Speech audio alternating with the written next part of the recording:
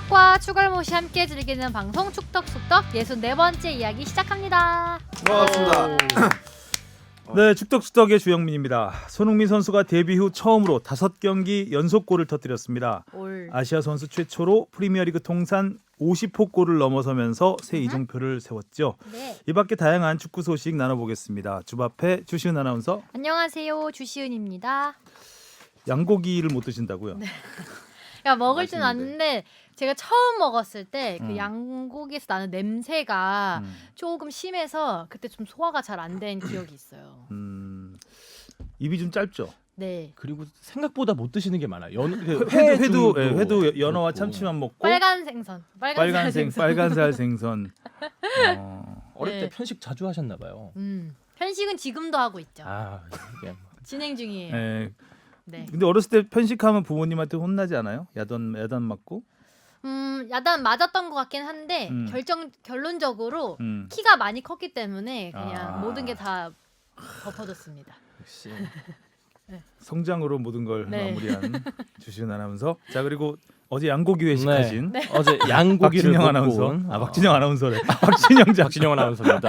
네. 어제 선웅 PD 그 지난주엔 축덕 회식도 하고 네. 어제는 여기 골라듣는 뉴스룸 여기 인턴 PD와 여기 직원분들이랑 같이 회식을 했습니다. 양고기 맛있더라고요. 선웅이도 엄청 먹고 왔어요. 어디서 드셨어요? 그냥 저기 오목교역 근처에 뭐 체인점인가? 저도 청풍 양고기 뭐- 굉장히 뭐- 좋아하는데 예. 양고기를 제가 처음 먹은 게 2002년 히딩코 따라서 튀니지와 평가전 튀니지를 갔었는데 그 당시에 이제 태권도 사범님이 저희 가이드를 해주셨어요. 근데 그 일정이 다 끝나고 집으로 초대를 했거든요, 저희를. 양고기를 우와. 양갈비를 해주겠다고. 그래서 양갈비라는 걸 먹어본 적이 없었거든요, 그 전에. 근데 메리스 조심해야 양갈비를 되는데. 거의 이제 마대자루 같은데 양갈비를 넣어가지고 와가지고 바베큐로 해서 구워줬는데 그 당시에 그 교민들이 라면 한 박스면은 그 양갈비 1kg하고 바꿀 수 있다. 할 정도로 양고기가 쌌대요, 거기가 굉장히. 라면은 비쌌고 너무 맛있는 거예요. 그래서 마대자루 거의 다 먹었던 것 같아요. 그때 갔던 사람들 우와. 다 해서 한 7-8명이 다 먹었던 것 같은데 그래가지고 마포에 좀 양갈. 예, 마포 유명한 곳이 있죠. 랜드. 예. 거기 가봤어요. 랜드가 안 있고. 가봤어요. 가보세요. 아니, 왜냐면 그 양고기 냄새 때문에 싫어하시는 분들이 거기는 또 좋아하시는 분들이 좀 있더라고요. 가봐야겠다. 응이라고 하는데 절대 안 가볼 것 같은 눈빛으로 관심 없는 아니요, 거기가 가볼 거예요. 거기가 아마 우리나라에서 제일 오래된 데일 거예요. 오. 그래서 제가 그 거기를 모르고 그때 한국에 와서 그렇구나. 양고기 먹고 싶다고 이제 주변 사람들한테 얘기했더니 다 무슨 소양 얘기하냐고. 어, 그 당시에는 양갈비 이런 게 한국에서 안 팔던 시대였던 것 같아요. 양이 전 세계적으로 진짜 많이 팔리는 고기인데 우리나라만 유독 양고기를 안 먹죠, 진짜 어떻게 보면은. 고기 얘기만 하고 있네요. 계속. 네. 네. 쪼기 얘기도 한번 해보죠. 네, 자, 쪼기. 이정찬 기자 나왔습니다. 네, 뭐 요즘 라임을 맞춰가고 있습니다. 이자찬, 이질척, 이정찬으로 활동하면서 지읒지읒. 네, 지읒지읒으로 주춤 주춤주춤. 네. 오늘 주춤 돼 지쳐. 보겠습니다. 지친다. 음. 자, 이정찬 기자는 뭐 바빠요 요새 이것저것. 네, 재밌어요. 재밌게 이것저것 지내고 있습니다. 아 이거 재밌는 거 맞아요? 아니 굉장히 지친 목소리로 약간 영혼이 없었는데. 아니 저만 재밌게 다니고 있어요. 뭐 음. 장애인 체육도 취재했고 그래서 좀 개인적으로 올해 세운 목표 중에 하나였거든요. 가능하다면 매달 한 건 정도씩은 한번 장애인 체육을 한번 해보고 싶다. 이정찬 기자가 좀 약간 소외된 이웃들에 대한 관심이 있어서 너무나 그 프로 스포츠에 집중되어 있는 스포츠 뉴스 틈에 네, 장애인 스포츠, 약간 좀 비인기 종목 이런 것들을 넣고 싶어 하죠. 네. 그래서 나름 이정찬 기자의 노력 덕분에 컬링과 같은 종목들은 꽤 많이 네, 우리가 반영을 했었죠. 네. 저 또 최근에 그 SNS에서 봤는데 그 점자로 명함 만드셨잖아요. 아 명함 점자로. 오. 그것도 되게 한 장 갖고 싶더라고요. 오래 걸리더라고요. 근데 만드는데. 그래요? 네, 그리고 근데 제가 읽을 우리 수가 회사 없어서. 명함을 네네네. 그러니까 회사 명함을 그렇게 신청할 수가 신청할 있어요. 수 있어요. 어. 되게 괜찮아 보이더라고요. 아. 몰랐나. 예. 그렇습니다. 어. 그리고 뭐 서울 취재 좀 했는데 이따가 얘기하게 할 시간이 있겠죠. 근데 아, 서울이라면 FC 서울 핫하다. 네, 말씀하시는 거죠? 핫한 곳. 뭐 그렇습니다. 열심히 취재하고 왔어요. 네. 알겠습니다. 자, 그러면 먼저 댓글 중에서 네. 2000캐시를 후원해 주신 아유, 오랜만에 네. 또 이렇게 후원이 영광점님, 영광입니다. 뉴비네요. 처음 이게 뵙는. 프랜차이즈인가요? 영광점 있고 영광점. 상암점 있고 이런 건 아니겠죠. 자, 영광점님 어떤 내용이죠? 언제나 잘 듣고 있습니다. 축구를 좋아해서 여러 축구 소식이나 몰랐던 축구 내용에 대해 알려주시니 좋네요.라고. 저희도 댓글 달아주시니 좋네요. 좋네요. 감사합니다. 댓글과 감사합니다. 하트 많이 네. 부탁드립니다. 그리고 오뎅장사님께서 네. 따끔한 지적을 해주셨어요. 저희가 이제 사과 방송 아니겠습니까? 또 본격 사과 방송.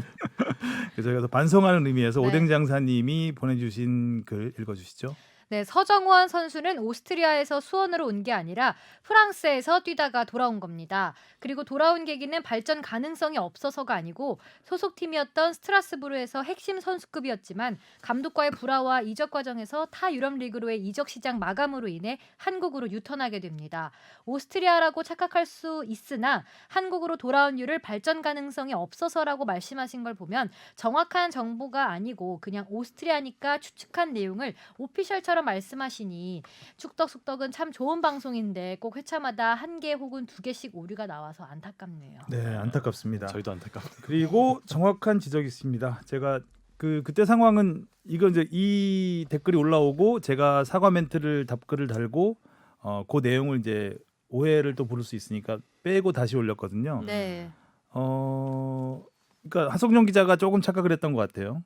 하성룡 기자 대신 제가 사과를 했지만 네.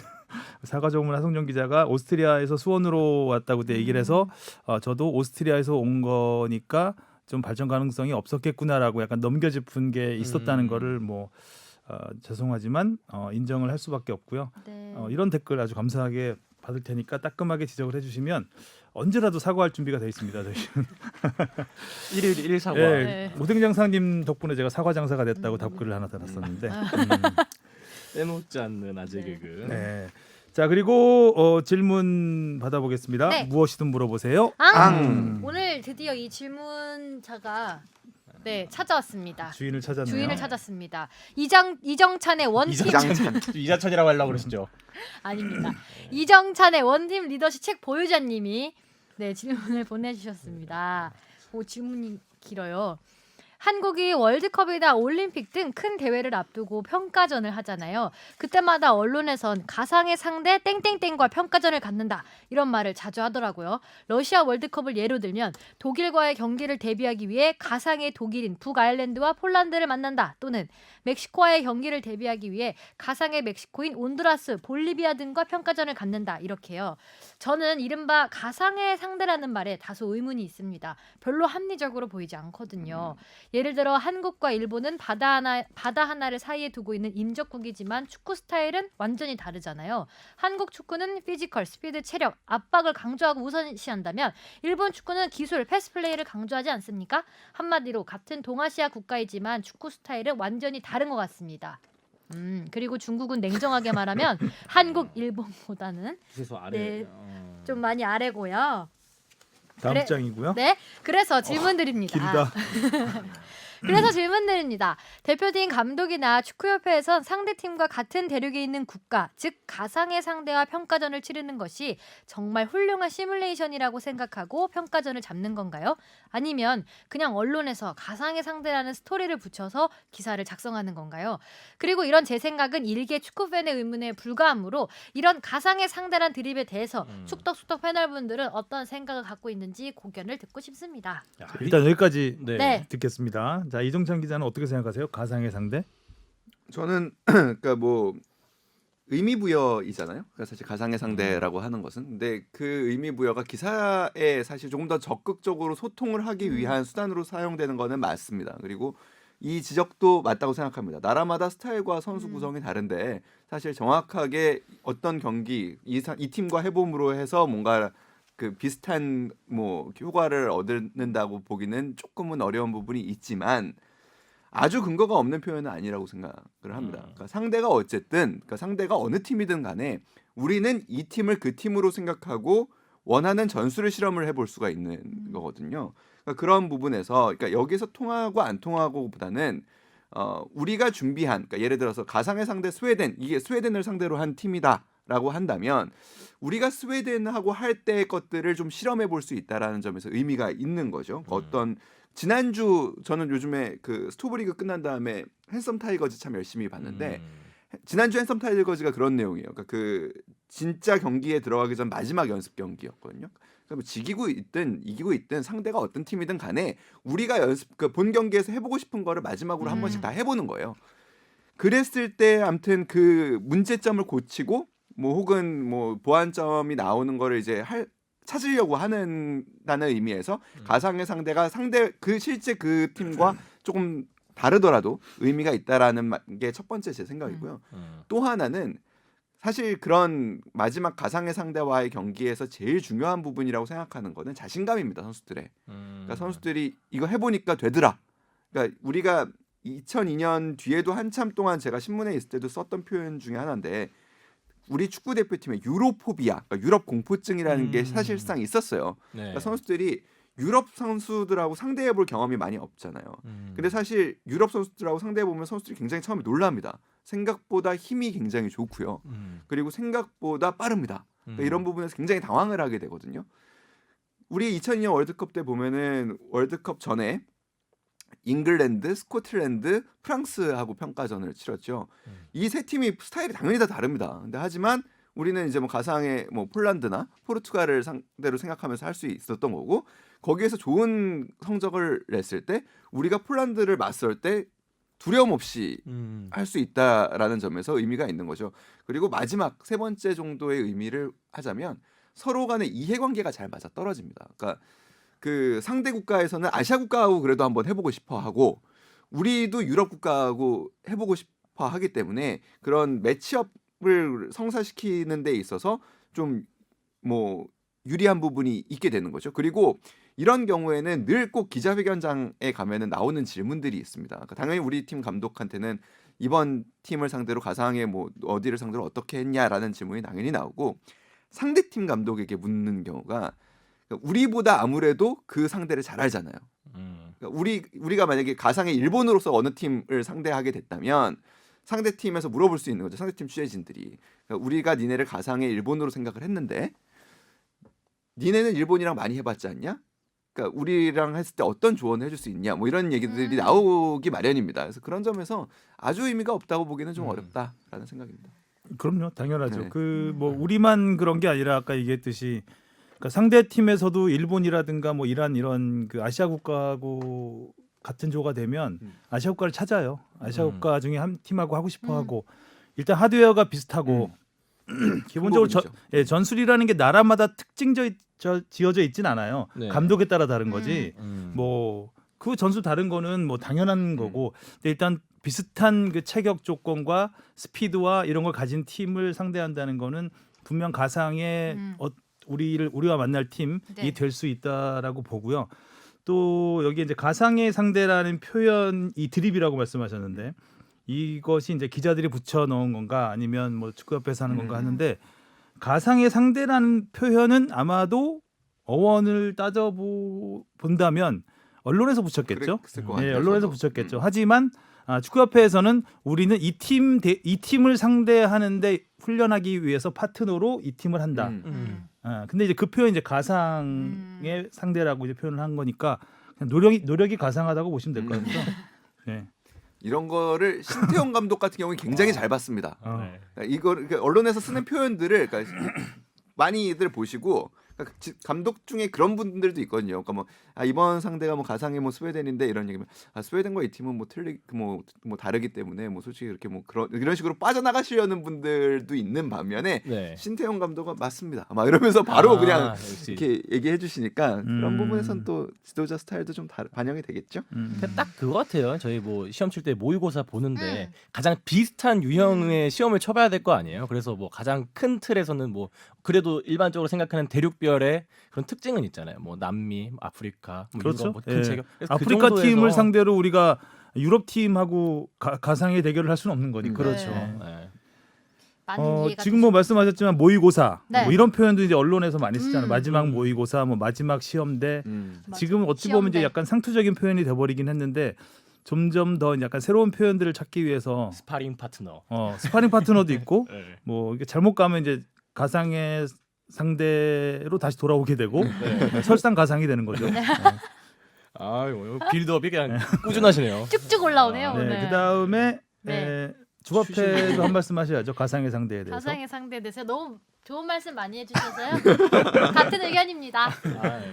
자 그리고 이분이 그 추신을 달아주셨는데 주바페님께 개인적인 질문을 해주셨어요. 네, 이거 보고 웃었어요 저. 네, 저도 웃겨요. 아니 요 마지막 네 줄만 읽어주시면 될 것 같아요. 네. 패스는 앞으로 해야 된다는 말은 어디서 주웠는지 어디서 들으신- 뭐 들으신 걸? 어? 일단 본인의 생각은 아니라고 이제 아, 상정을 아, 하신 거 아니야. 같네요. 아니면 본인이 축구를 보면서 스스로 아. 깨우치신 건가요? 축구를 보신 지 얼마 안 되셨는데 이걸 스스로 깨우치신 거라면 정말 축자를 인정합니다. 라고 하셨는데 아니 어디서 보고 주워들은 말은 아니에요. 이게 떨어져 있나 보죠 어디에? 그래요. 주워야 되나요? 아니 이게 제가 네. 그 생각을 해봤는데 주바페 중계석의 시초가 예전에 아, 주바페 중계석 이런 게 있었나요? 네, 품맥골, 품맥골에서 아, 품맥골. 품맥골에서. 이게 다 거기서 나온 이제 저의 아, 어록들이에요. 제 아하. 축구 철학들. 본인이 하하, 얘기하는 저런. 본인의 어록. 예. 근데 어이구. 그게 어느 경기인지 정확히 기억이 안 나는데 그냥 재미삼아 A 매치 경기였는데 그 소혜 씨랑 저랑 같이 경기를 보고 그냥 자유롭게 말하라고 해서 하다가 여기서 패스는 앞으로 네, 해야죠. 제가 거기서 패스는 앞으로 해야 된다고 그랬나? 뭐 그랬어요. 자꾸 뒤로 하는 거 아니라고. 근데 그때부터 사람들이 막 이제 그래서 이정찬 기자가 처음에 나왔을 때 계속 주바페 네. 패스는 네, 앞으로 해야 된다고. 아. 그래서 계속 이제 제 철학을 하나하나 쌓아갔죠. 오, 아, 어디까지 나는 어디까지 축구 철학이 올라갔어요? 있어요. 네, 예. 일단 철학자 제일 되겠어. 기초가 이제 패스는 앞으로 또 하나. 그다음 2번.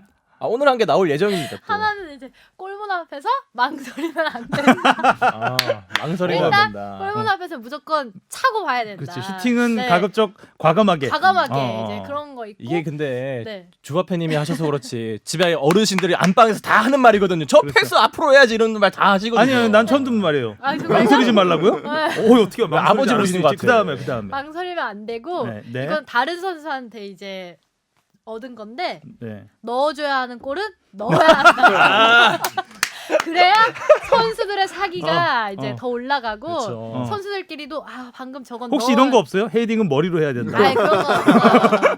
킥은 발로. 이건 다른 선수한테 영향 받은 거였어요. 그래서 넣을 때 안 그렇구나. 넣으면 먹히기 마련이죠. 네. 아. 넣어줘야 하는 골을 넣어줘야 된다. 명언이에요, 어록. 명언. 언제 한번 주바페님 축구 덕력 시험을 한번 봐야 되겠어요. 한 20점 만점에 너무 웃겼어요 이게. 주바페 리더십 다음 책 한번 써보세요. 주바페 축구라. 재밌다. 아. 너 맞는 말인데 다 그죠? 네, 신선해요 아주. 알겠습니다. 자, 네. 그다음에 신배신맨님의 질문이 있습니다. 뉴비네요. 이거. 네. 네, 신배심이 뭘까요? 신배신맨. 배신맨. 신배신맨. 해석 불가네요. 네, 해석 불가합니다. 좀 생각해 보겠습니다. 자, 가시죠. 안녕하세요. 매일은 처음 보내지만 축덕을 통해 항상 좋은 정보 많이 얻고 있습니다. 매주 루틴으로 듣다 보니 시간이 이렇게 지난 줄 몰랐는데 벌써 63회가 올라왔네요. 100회, 200회를 넘어 630회가 넘도록 계속 이어졌으면 좋겠습니다. 궁금한 점이 있어 메일 보내봅니다. 첫 번째 질문이에요. P급 라이센스 관련된 질문입니다. 제가 알고 있기로 감독이 시즌 중에 경질되면 AFC 챔피언스 리그는 90일, K리그는 60일까지 대행 체제로 운영될 수 있는 걸로 알고 있습니다.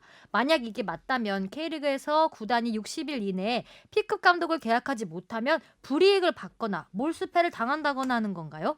아니면 운용의 묘를 발휘해서 코치들이 60일씩 감독 대행을 맡으면 이 규정을 피해갈 수 있는 건지 궁금합니다. 수준 높은 질문. 네. 이런 네. 것도 이정찬 기자가 좋아하죠. 아니 그래가지고 물어봤는데 사실 답을 잘 못 찾고 있어가지고 근데 곧 답이 올 것 같긴 해요. 그래서 다음 나중에 주에 AS를 한번 하셔야 되겠네요. 하성룡 기자 통해서 답이 잘 안 나오는 네. 질문을 근데 일단은 P급 질문을 해주셨네. 그러게요. 일단 신배신맨은 2주간 저희 방송을 꼭 들어야 된다는 네. 얘기. 혹시 배심원 아니겠지? 그니까요. 배신 배심감? 배신감 느껴져. 굉장히 수준 높았어요. 일단 P급 라이센스가 뭔가요? 그러니까 P급 그래요. 라이센스라고 한다면 이제 원래는 그러니까 과거에는 1급, 2급, 3급 뭐 이런 식으로 사실 지도자 이제 급이 정해져 있었거든요. 그래서 처음에는 이제 유소년을 지도할 수 있고 유소년 지도자 자격증을 딴 상태에서 활동을 해야 그 다음에 이제 뭐 그 중고등, 그 다음에 대학 성인 레벨을 이제 지도할 수 있고 마지막에 프로팀, 그러니까 AFC가 이제 클럽 라이선싱이라는 걸 합니다. 그러니까 AFC가 클럽으로 인정을 하는, 그러니까 축구팀으로서 인정을 하는 팀의 그 프로팀의 지도를 하려면 P급 지도자 자격증을 반드시 갖춰야 한다라는 이제 조항이 있습니다. 이제 이런 부분들이 클럽 라이선 뒤에 이제 또 뭐 맨시티 얘기 할 때 얘기하겠지만 그러니까 재정적 페어플레이에 관한 부분에서 징계를 내리는 부분도 마찬가지인데요. 그러니까 결국에 갖춰야 할 것들을 갖춰 나가자, 국제적인 표준을 만들자라는 이야기입니다. 그래서 뭐 대표적으로 이런 지도자, 감독은 패스를 앞으로 하는 게 아니라 일단 감독은 P급 라이센스를 따야 된다. 뭐 이런 것들을 만들어 놓는 거죠. 깨알 드리블을. 근데 만약에 그러니까 이런 경우가 사실 있을 수 있죠. 그러니까 당장 지도자가 경질이 됐어요. 근데 코치는 예를 들어서 P급 라이센스가 없어요. 이런 경우에는 결국에는 60일, 뭐 90일 안에 새로운 지도자를 구해야 되는 겁니다. 그래서 뭐 물어봤어요. 그래서 이게 못 지키면 어떻게 되냐 했더니 일단은 이게 결국에는 AFC 클럽 라이센싱의 그 기본이기 때문에 라이센싱을 박탈하는 요소가 될 수 있다라고는 해요. 근데 그렇다고 해서 그래서 제가 이제 신배신맨님의 네. 질문처럼 그러면은 아니 라이센싱 박탈하는 거는 결국 시즌 끝나고일 텐데 그리고 그렇게 쉽게 박탈을 한다라는 규정이 있진 않을 것 같은데 어떻게 되는 거냐라고 물어봤더니 그 부분은 좀 그런 사례가 없었기 때문에 좀 고민을 해보겠습니다. B급 대답을 뭐, 해주잖아요. 네. 라고 얘기를 해주셔서 거기도 공부해서 오시겠네. 그러니까 네. 한 신배신맨이 던진 공이 이렇게 네, 한 3년 됐나요? 그 AFC에서 그 챔피언스리그에 참가 기준을 P급 라이센스가 있어야 된다고 이제 감독이 그 갑자기 이제 그걸 격상시킨 거예요. 그런데 그 전에 이제 K리그 팀 중에서 그 당시에 광주인가 전남하고 제주였던 것 같은데 그때 감독이 P급 라이센스가 없어서 코치가 P급 라이센스가 있었던 거예요. 그래서 이제 코치와 감독, 코치를 감독으로 이제 이름을 거죠. 올리고 예. 아. 실질적으로는 바지 이제 감독이네. 실질적인 바지 감독이죠. 네. 그리고 이제 셔츠 코치고 해가지고 와우. 예. 그래서 이제 셔츠 앤 예. 그래가지고 이제 그런 약간 해프닝 같은 일들이 있었죠. 있었죠. 이제 과도기에 그런 일이 있었던 거죠. 연관된 상황이긴 한데 그 지난 시즌 AFC 컵 대회, 그러니까 유럽으로 따지면 유로파 리그 같은 거죠. 네. 그러니까 챔피언스 리그에 참가하지 않는 그 약간 밑에 단계 팀들이 참가하는 AFC 컵 대회라는 팀이 있는데 그 대회의 결승까지 갔던 팀이 평양 425잖아요. 네, 그렇죠. 이 팀이 올해는 AFC 주간 국제 대회에 참석하지 않습니다. 그 이유가 라이센스를 취득하지 못했기 때문이에요. 그러니까 지도자의 P급 라이센스 당연히 있어야 되고요. 그다음에 리그는 승강제가 갖춰져야 되고요. 그다음에 팀에는 유소년 시스템을 갖춰야 되고요. 이런 여러 가지 요소들이 있는데 그걸 갖추지 못해서 결국에 올해는 AFC 주간 대회에 참가하지 않습니다. 제 생각엔 이 신배신맨님이 요거를 한번 묘라가 한번 꾸며보려고 이 질문한 거 아닐까요? 가능한가 안 가능한가? 고감도, 고난도의 네. 센스 있는 라이센스 질문이었습니다. 네. 자, 두 번째요.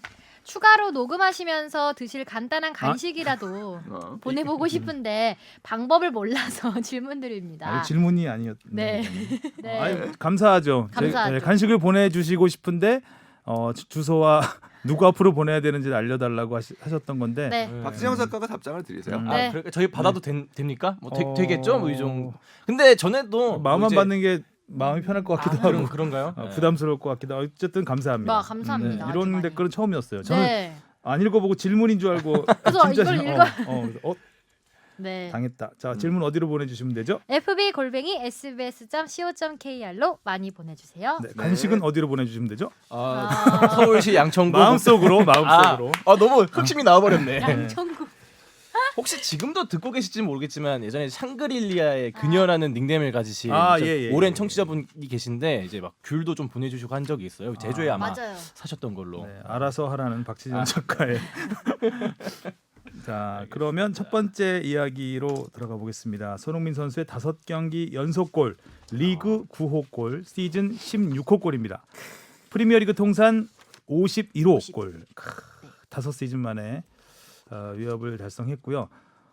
이거 찾아보니까 토트넘 선수로는 역대 6번째 50골이더라고요. 네. 현역으로는 3번째. 네. 해리케인과 에릭센 다음으로 50골을 넣었고 오. 또 이 극장골 네. 93분 34초에 결승골을 넣었는데 이 골이 11년 만에 나온 가장 늦은 결승골이라고 해요. 토트넘에서. 진짜 진 줄 알았어요. 저는 예. 그때. 진게 빅인 줄 알았죠. 예.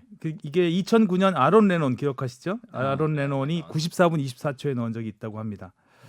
손흥민 없었으면 뭐 끝나는 경기죠, 이 경기는. 정말 저도 음. 이때 축구 보면서 카톡을 보내고 있었는데 이거 경기 비기겠다라고 하는 순간 그 관중석과 해설진이 소리를 지르게 뭔가 봤더니 손흥민이 골을 넣고 있더라고요. 그래서 와씨 이렇게 경기가 또 다시 한번 뒤집힐 수 있구나라는 생각을 했습니다. 이 경기에서 또 그 엥겔 선수, 엥헬이라고 해야 되나요? 엥겔스라고 예. 많이 하던데. 정말 그 이 선수가 페널티킥 허용했죠. 그리고 손흥민 선수한테 백패스 해줬죠. 앞으로 하라는 패스를. 뒤로 네. 그리고 골도 한 골 넣었습니다. 네. 동점골을 넣었었죠. 약간 이 경기의 테마가 결자 해지. 그러니까 내가 뭔가 잘못했으면 내가 내가 만회하고 알더베이럴트 이날 멀티골 넣었잖아요. 내가 너무한가 싶어서 하나 더 주고 뭐 이런. 우리 팀의 한 편, 알더베이럴트 저쪽에 한 멀티골. 편. 정말 경기만 그냥 놓고 보면 화끈한 경기였습니다. 지난 FA 치고 컵도 받고, 그렇고 예. 둘 다 3대2 스코어가 나오니까 재밌더라고요. 일단. 그런 생각 들었어요. 확실히 축구는 실수의 스포츠구나라는 생각이 좀 많이 들었던 경기. 실수의 연속이었죠. 예, 예. 네. 손흥민 선수의 페널티킥에 이은 그 골도 사실 PK 실축이라고 네. 봐야 네, 되니까요. 그렇죠. 근데 토트넘 경기가 요즘 그래요. 그 지난번 경기에서는 뭐그 진짜 희극의 향연이다, 뭐 거듭된 뭐 실수의 희극의 향연이다, 뭐 이런 얘기도 나왔었는데, 그러니까 요즘 보면은 토트넘 경기는 사실상 재밌습니다. 자충우돌. 근데 참 어찌 보면 토트넘이 경기력이 참 안 좋다. 아스톤 빌라가 강등을 걱정하는 팀인데 이런 팀을 상대로 전반에는 거의 뭐 한 2골 이상 먹을 뻔했잖아요. 네, 그렇죠. 아주 위험한 순간들이 많았는데 뭐 그냥 공중으로 차주고 골문 앞에서 망설이다가 말이죠. 주바페 아나운서가 따끔하게 지적 한번 해줘야 돼. 어디로 보내면 되죠? 지적은? 지적은 어디로 보내야 되죠? FB 골뱅이. 토트넘이 이제 앞으로 최소 15경기 최소 네. 뭐 챔피언스리그 올라가면 더 많은 경기를 하겠지만 손흥민 선수가 한 시즌 개인 최다가 21골이잖아요. 이 5골 남았는데 최소 15경기 남았으니까 너무 충분히 찐텐데요? 충분히 개인 최다골 기록을 다시 한번 도전해 볼 만할 것 같습니다. 그러니까 이 프리미어리그에서 50골을 넣었다는 게 어떤 의미가 있나라는 생각을 좀 해봤거든요. 그러니까 뭐 이번에 뭐 피파에서는 기생충에, 그러니까 오스카에 비유하긴 했는데 그거는 제가 볼 때는 그냥 그 그쵸? 오스카에 그냥 그 올라타기 위한 그 코인이죠, 어떻게 보면은 기생충 코인. 일종의 코인이라고 생각이 들고. 근데 그 아주 무의미하다고 생각하지는 않은 게, 그러니까 그 전에는 아시아 선수는 특히 아시아 공격수는 프리미어리그에서 통하지 않는다라는 편견이 있었어요. 그러니까 기생충이 아카데미에서 아시아 영화의 장벽을 넘었듯이 손흥민 선수가 아시아 공격수의 장벽을 넘은 것은 분명해 보이고요. 그리고 또 어떤 의미가 있나라고 생각을 해보면 손흥민 선수가 프리미어리그에 진출한 게 2015년이죠. 첫 시즌에 적응하느라 좀 어려움을 겪고 4골을 넣었어요, 리그에서. 그 뒤로는 매 시즌 10골 이상 넣고 있다는 얘기거든요. 그리고 이번 시즌 9골을 넣었으니까 남은 경기에서 지금까지의 그냥 페이스대로 한다면은 한 또한 14골 정도 넣을 수 있는 부분이에요. 유럽에서 최고 공격수, 그러니까 진짜 좋은 공격수라고 평가하는 기준이 프리미어리그에서 10골 이상 넣는 선수입니다. 그러니까 이게 되게 별거 아닌 그 기준인 것 같은데, 그리고 되게 단순한 기준이고 되게 영국 위주의 기준인 것 같은데 꽤 잘 맞아떨어지는 게, 그 월드컵 32개 팀이 딱 조추첨을 하고 나오잖아요. 그러면은 영국의 수많은 언론들, 세계 언론들이 그 어떤 팀들의 16강 가능성들을 이렇게 다 이렇게 계산을 하잖아요. 그 지표로 쓰이는 게 공격수가 그 유럽 주요 리그 3대 혹은 5대 리그에서 몇 골, 그러니까 10골 이상 넣는 선수가 몇 명 있느냐를 갖고 판단을 합니다. 거기에서 3명 이상 있다. 그럼 조 1위. 물론 상대적인 비교도 해요. 조에서 다른 팀들과. 너무 단순한 거 아닌가요? 굉장히 단순한데요. 근데 패스는 앞으로만큼 단순한데 그런데 저도 그래서 야 이거 얘네 주바페가 예측해도 되겠네. 되게 대충 하는구나라고 생각을 해가지고 비웃었거든요. 꽤 정확합니다. 그러니까 이게 역시 신기한 패스는 게 앞으로. 뭔가 그동안의 이제 추세나 뭐 얼마나 조술적인 완성도가 있느냐 이걸 따지지 않고 그냥 골 잘 넣는 그러니까 공격수 있느냐. 상징적인 수치라는 네. 얘기겠죠. 근데 저는 맞아요. 저도 그러니까 손흥민 선수가 페널티킥을 그 베르바인이 얻어냈죠. 네, 그렇죠. 베르바인이 네, 얻어냈는데 저걸 누가 찰까? 음. 해리케인이잖아요 보통이면. 그쵸. 근데 네. 손흥민 없으니까. 선수가 딱 차는 걸 보고 손흥민 선수가 PK에 대한 안 좋은 기억들이 많아서 안 많죠. 차는 선수인데 손흥민이 너무 자연스럽게 키커로 나서는 모습을 보고 와 한국 선수가 이런 그렇죠. 장면을 아. 보여주다니. 아니 아시아 선수가 보통 그 세계적인 골잡이들이 그러니까 전담 PK 키커라고 그럼요. 하면 이제 뭐 그 팀에서 간판 골잡이들이 유럽 차는 간판 거잖아요. 골잡이가 하는 겁니다. 어. 예. 근데 손흥민 선수가 차는 모습을 보고 저는 굉장히 좀 뽕이 아니, 차고. 아주 상징- 뽕이 굉- 차오르고 굉장히 상징적인 장면이에요. 네네. 좀 감격했어요 저는. 음. 근데 막혔어요. 아차 싶었어요. 아차 싶었지. 근데 손흥민 선수가 좀 뜸들이잖아요. 네. 망설여요. 맞아요. 우상을 닮아갖고. 망설이면 안 안 된다니까요. 배우면 안 될 걸 배워갖고. 잘 골문 앞에선 망설이면 안 된다. 그렇지. 이게 다 통하네 은근할. 아니, 그러니까 나름 이제 손흥민 선수 상대를 속이기 위해서 한쪽으로 완전 그 왼쪽 네. 골의 왼쪽으로 해서 이쪽으로 가서 이제 반대쪽 골문을 바라보는 듯한 그 이미 자세로 이겼어, 출발을 근데. 했는데 거기서 이제 그 제자리로 한 종종종종 네. 몇 번 하다 들어가잖아요. 음. 그럼 종종종 싸움에서 진 거죠 사실상. 네. 그렇죠. 네. 거기서 그 손흥민 선수는 골키퍼가 먼저 움직일 거라고 생각했던 네, 것 같아요. 네. 약간 그럼 움직이는 거 보고 차려고도 마음이 있었던 것 같고 골키퍼가 정확히 읽었더라고요. 완전 읽었죠. 예. 그래서 조금 그 메시 호날두는 좀 뜸을 들이는데 메시 같은 선수는 프리킥도 그렇고 가볍게. PK도 그렇고 그냥 큰 망설임 없이 그냥 바로 차거든요. 그래서 좀 페널티킥에 대한 좀 더 자신감을 키우면 더 많은 골을 넣을 수 있지 않을까. 기회도 많이 올 것이고 네. 지난 경기에서 PK를 한번 넣었기 때문에 이번에도 넣은 것 네. 같은데 굳이 PK를 안 넣으려고 필드골을 만들어 버렸어요.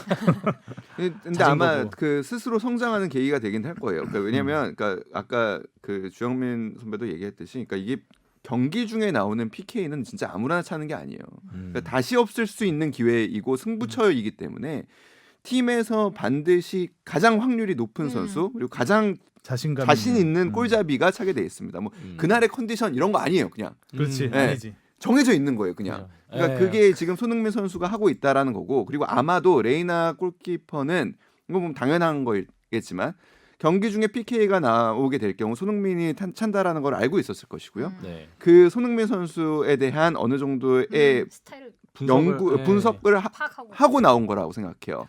그렇기 때문에 아마 먼저 뛰지 않았을 것이고 이제 손흥민 이제 가위바위보 같은 싸움이 시작된 거죠. 이제 손흥민 네. 선수는 이제 상대들이 손흥민 선수의 PK 스타일을 분석을 할 것이고 아마도 남은 경기에서도 PK가 나올 수 충분히 있잖아요. 손흥민 선수는 이제 거기서 한 번 더 나가야겠죠. PK를 한번 왼발로 찼으면 좋겠어요. 그것도 그렇고 좀 띄워서 찼으면 좋겠다는 생각 좀 들었어요. 계속 땅볼로 계속 깔아찼거든요. 여기 그게 자신감이 없는 약간의 그 방증일 수도 있어요. 이게 여기 어디요? 잘못 차면 날아갈 수 있거든요 하늘로. 그렇죠. 저기 네. 춘천 쪽으로. 아니 여기 꿀때 그 딱 모서리 거기를 차야 돼. 그러니까 우리 또 하나 나왔네. 우상 좌상. 페널킥은 네. 모서리로. 우상 좌상. 네. 거기로 우상단, 차야 돼. 좌상단. 내가 차봤는데 거기로 차면 못 차봤는데 막더라고요. 차봤는데. 경험에서 우러나왔어. 야, 거기로 아니, 차면 맞아요. 못 막더라고요. 맞아요. 그러니까 그건 정확한 네. 표현인데 맞아요. 이제 우상 좌상을 노릴 때의 그 이제 문제는 긴장을 해서 힘이 좀 잘못- 들어가면 나갑니다. 나가죠. 네. 나갑니다. 그러니까 이제 그리고- 메시나 호날두 같은 선수들은 페널티를 워낙 많이 차는 선수라서 그쵸. 모든 구석으로 다 차죠. 그래서 더욱 맞기 어려운 것이고 손흥민 선수는 지금까지 보면 대부분 깔아찼어요. 그렇죠. 허리 밑으로 다 찼어요. 그거는 이제 약간의 조금 공중으로 뜨는 걸 방지하기 위해서 이제 안전하게 차는 건데 확률적으로는 제일 높은 가능성이 있는 사실 선택 방법이죠. 골이 되는. 깔아차면 좀 더 깔아차서 구석으로 차야 구석으로 되는데 그건 또 너무 또 나갈까 봐. 쉽지 않아요. 네. 쉽지 손흥민 선수가 한 단계 더 그러니까 골잡이로서 도약할 수 네. 있는 한 포인트인 것 같아요. 네. 그렇죠. 이게 그 PK 연습도 좀 꾸준하게 해야 될 게 뭐 소속팀에서도 중요하지만 아마 우리나라 대표팀에 와서도 PK 찰 사람이 지금 떠오르려고 아니, 하면은 제가 볼 때는 근데 손흥민 선수 안 차려고 그럴 것 같아요. 그렇긴 하겠죠. 맞아 여기 와서 안 근데 찰 것 같아요. 기성용 선수도 빠지고 구자철 선수도 빠진 가운데 이제 PK 황희찬 선수가 찰 거예요. 우리 희찬이 이강인이나 이강인 선수 괜찮네요. 되게 황희찬 선수 이름을 오랜만에 듣는 기분이에요. 네. 아니면 황희찬처럼 그냥 확 때려버리든지. 네, 미스터 그때도 막힐 뻔했잖아요. 그 빨라서 엄마 같이 그러니까 손을 뚫고 들어갔지 거의. 네. 그죠? 그렇죠. 그렇습니다. 이렇게 해서 토트넘이 5위로 올라섰습니다. 요. 4위 첼시와 승점 1점 차. 자, 이번 주가 고비예요. 이번 주 이제 목요일에 라이프치히하고 챔피언스리그 16강 1차전이 있고 토요일에 또 이틀 쉬고 네. 토요일에 첼시. 첼시와 아. 프리미어리그 경기가 있습니다. 빅매치죠. 첼시랑은 진짜 피 튀기겠는데요. 네. 눈이 땡그레지네요. 피 튀긴다는 소리 할 때. 좀 차본 사람 같았어요. 네. 역시. 자, 이렇게 되면서 지금 거의 4위 싸움이 뭐 거의 승점 1점씩 건너가고 있는데 오늘 맨유가 첼시를 2대 0으로 꺾으면서 네. 6위가 됐어요. 네. 그래서 4위 첼시, 5위 토트넘, 6위 맨유, 7위 셰필드까지 승점 1점씩 차이가 납니다. 그래서 4위부터 9위까지 승점이 5점밖에 차이가 안 나서 오. 리버풀은 뭐 거의 우승이 확정됐고 네. 맨시티는 지금 너덜너덜해졌고 너덜너덜해졌고. 그런 상황에서 지금 4위, 5위까지도 이제 챔피언스리그로 갈 수 있는 그런 상황에서 정말 치열한 싸움이 전개될 것 같습니다.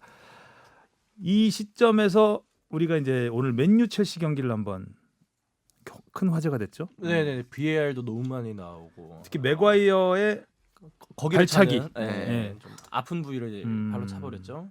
손흥민 선수가 사실 그 예전에 한번 보여줬던 장면과 너무나 흡사하고, 상대도 첼시고. 상대도 첼시고 음. 여러 부분에서 사실 좀 그 비교가 되는 부분이죠. 그래서 손흥민이 퇴장이면 맥과이어도 퇴장 아닌가? 이게 그러니까 결국에는 판정이라는 거는 일관성이 있어야 하는데 그 부분에서는 좀 굉장히 아쉬운 부분으로 하나 달랐다면 그 가격을 당한 뭐 세게 맞진 않았잖아요 둘 다. 네. 근데 좀 아픈 곳을 맞았죠 이번에는. 네. 오. 근데 지금 봤구나. 네, 기사에 되게 예. 표현이 정확하게 나와 있네요. 뭐라고 나왔어요? 전반 21분 맨유 수비수 메가이어가 그라운드에 넘어진 후 미키 바추아이 낭심을 거뒀다는 낭심. 네. 양심 없는 낭심차기. 네, VR이 가동됐지만 레드 카드를 피했다고. 그러니까 비디오 판독을 하고 그러니까 한 가지 다른 상황이 있었다면 가격을 당한 바추아이가 빨리 일어났어요 생각보다. 좀 더 누워 있지. 뒹굴었어야 되는데. 튼튼했네. 예. 그러니까 약간 그 쉽지 가격이 않아 보이는데. 네. 보호대를 하고 있었나? 그렇죠. 가격이 세지 않았다는 느낌을 줄 수 있는 약간 그런 느낌상이 있었는데 이걸 비디오 판독으로 봤다면 그때 상황하고 다를 게 전혀 없거든요. 네. 고의 가격이 느껴지는 부분. 완전 고의였죠. 네.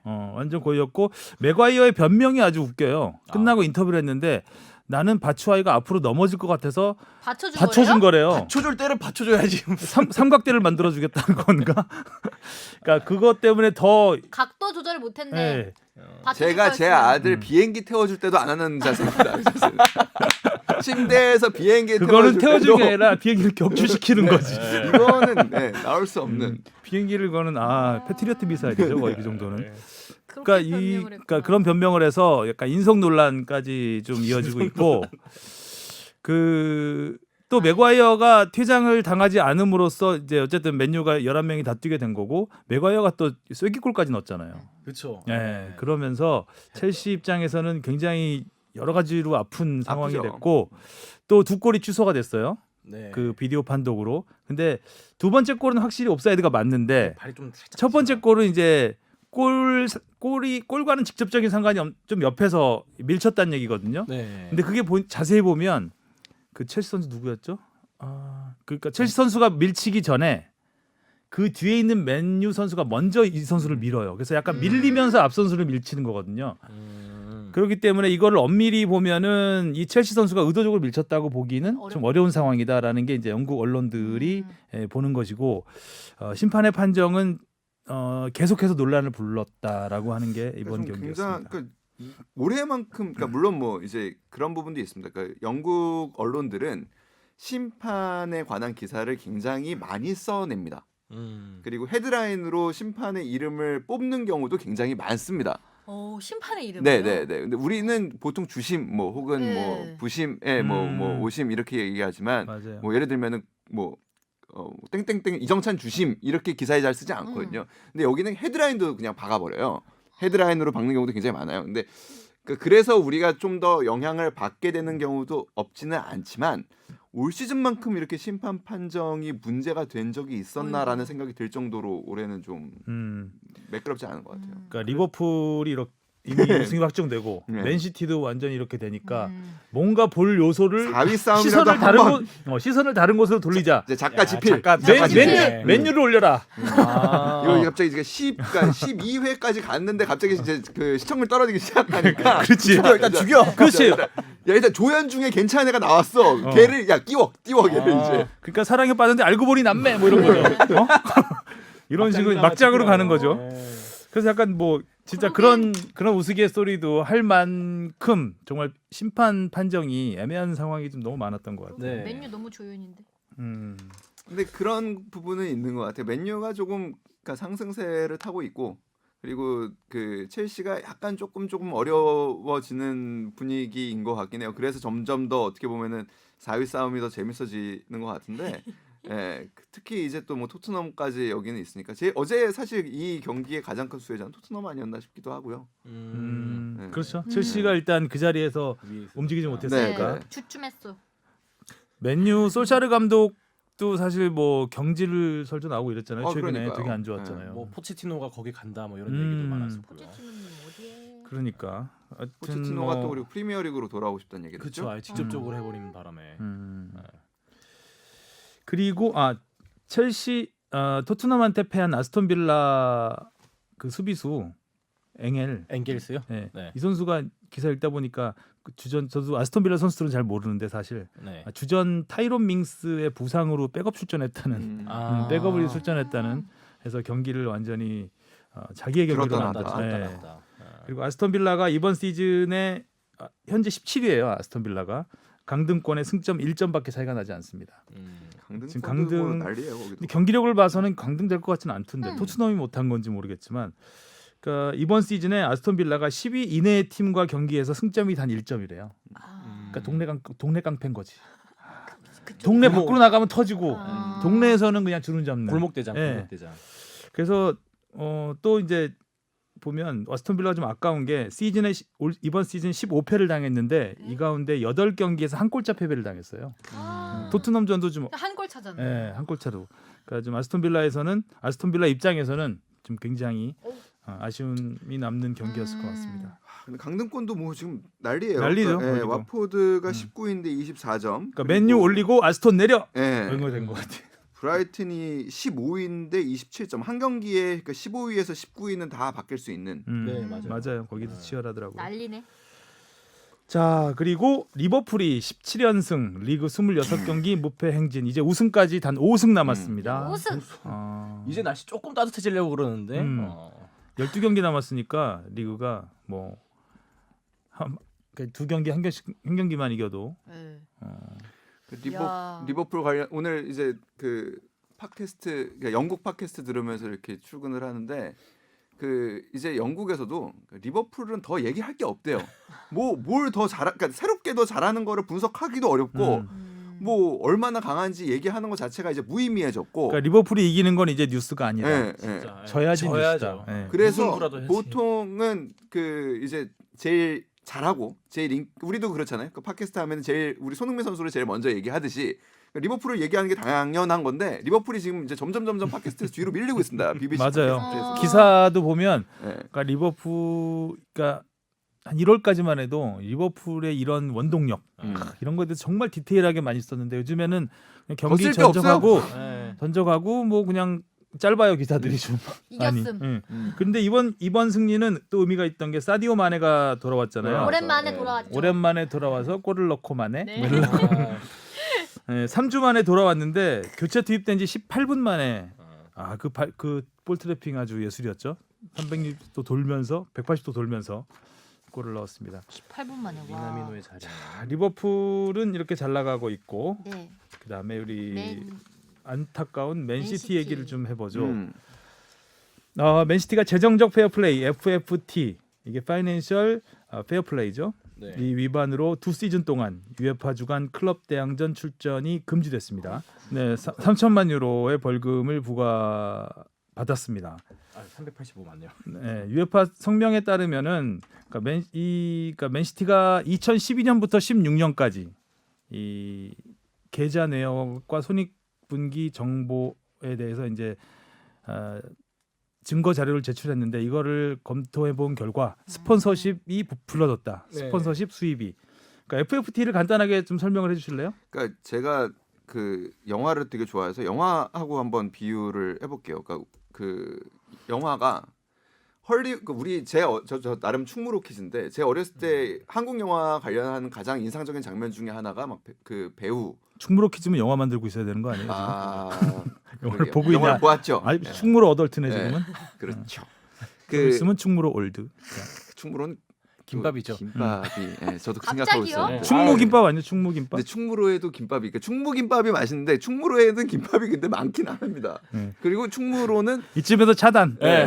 네. 커트 주마. 어. 맥주도 맛있고 패스는 앞으로 네. 옆으로 가지 말고. 그러니까 결국에는 이 얘기를 하려고 온 건데 그러니까 그 스크린 쿼터 사수 운동 막 열심히 하고 그랬잖아요. 네. 그러니까 그게 뭐냐면 헐리우드의 그런 대형 자본들, 그러니까 블록버스터들이 이제 그 상영관들을 장악을 하게 되면 우리 영화들은 그러니까 작은 자본으로 만든 우리 영화는 설 자리가 없어집니다. 그럼 문화의 적절한 다양성이라는 비유네요. 네, 문화의 다양성이라는 것도 사실상 지켜지기 어렵고 독식 문화라는 게 가장 어떤 자본이 독식하면 안 되는 부분이라고 생각을 했을 때 굉장한 그러니까 어떻게 보면은 시장 자체가 무너지는 현상이 벌어질 수 있거든요. 그러니까 이런 거를 방지하자고 만든 게 그러니까 파이낸셜 페어플레이입니다. 그러니까 그 해외 자본들이 거대 리그의 주요 클럽들을 인수를 하면서 그러니까 우리가 그냥 흔히 얘기하는 돈질을 하기 시작합니다. 그러니까 우리가 벌어들이는 금액을 훨씬 뛰어넘는 비용을 쏟아내서 그러니까 선수를 과도한 시장의 적정가에 훨씬 넘어서는 가격으로 이적을 하고 데려오고 뭐 우리가 그냥 언뜻 생각할 때 기억나는 거는 이제 2000년대 초반에 레알 마드리드의 갈락티코 정책 같은 게 되겠죠. 그러니까 이렇게 될 경우에 문제는 뭐 그 팀들을 통해서 뭐 그 팬들이 어떻게 보면은 이상을 구현하는 그러니까 쟤네들이 다 한 팀에 뛰어 이런 거를 볼 수도 있는 것도 물론 긍정적인 요소라고 할 수 있겠지만 작은 팀들은 경쟁을 할 수 있는 근거를 그러니까 찾기가 굉장히 어려워집니다. 약간 현타가 오는 그런 거네요. 네, 그러니까 그런 부분을 막기 위해서 미국 시장은 좀 독특하게 늘 가고 있죠. 그러니까 다른 종목에서도 마찬가지인데 샐러리 캡이라는 거를 그 도입을 해가지고 일정 수준 이상 연봉을 지출하지 못하게끔 하는 이렇게 제도도 두고 있죠. 네. 그러니까 결국에는 유럽 축구 시장이 과도하게 이렇게 자본의 그 어떻게 보면 지배를 받지 않도록 네. 벌어들인 만큼 쓰라는 게 파이낸셜 페어플레이의 어떻게 보면 가장 핵심적인 부분입니다. 선수 영입에 써라. 네. 네. 그러니까 자기 수입을 초과하는 그러니까 선수 영입을 위해서 자기 수입을 초과하는 지출을 막는 제도예요. 그래서 이번에 간단하게 맨시티가 수입을 부풀려서 그렇죠. 그러니까 그렇죠. 법만큼 쓰라니까 그러니까 스폰서십을 부풀려 가지고 더 네. 쓸 수 있게 근거를 네. 마련하는 거죠. 그러니까 법만큼 쓰라니까 번 금액을 늘려. 뻥튀기라는 허위한 거죠. 허위로 과장 신고한 거죠. 네. 네. 그게 자, 드러났기 때문에 음. 일단은 뭐 제가 볼 때는 카스로 간다 한들 징계 수위는 낮아질 수도 있겠으나 징계가 철회되지는 않을 거예요. 왜냐하면 이거는 뭐 팩트로 드러난 거니까.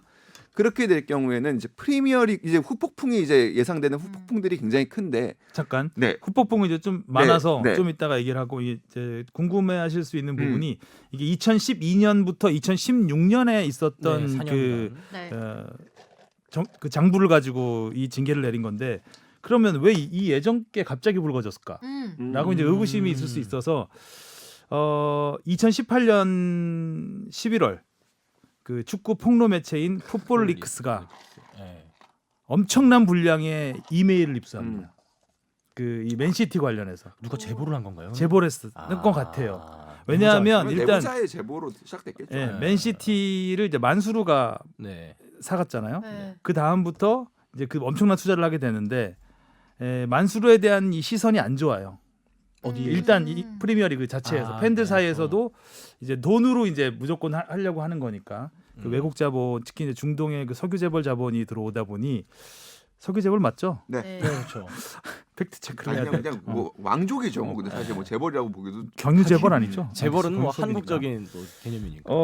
그래서 이제 그 이게 엄청난 그 메일을 독일의 슈피게르한테 제보를 하죠. 그래서 슈피게를 통해서 시사 잡지죠. 슈피게를 통해서 이제 전 세계에 알려지게 됩니다. 그래서 UEFA가 처음에는 이제 뭐 맨시티는 계속 부인을 하니까 별로 신경을 안 쓰다가 지난해에 이제 본격적으로 네. 예, 조사에 착수를 하게 되죠. 그래서 1차적으로 한번 경고를 줬고 근데 맨시티 계속 협조를 하지 않고 약간 이런 그 둘이 줄다리가 이어지다가 UEFA가 강하게 징계 의사를 내비치니까 그때 이제 증거 자료라고 냈어요. 근데 그걸 바탕으로 이번 징계가 나온 거니까 아마도 이 사실이 뒤집히기는 어려울 것으로 보입니다. 자, 그러면 아까 이정찬 기자가 얘기했던 것처럼 후폭풍이 어떤 것들이 있는지를 하나하나 보겠습니다.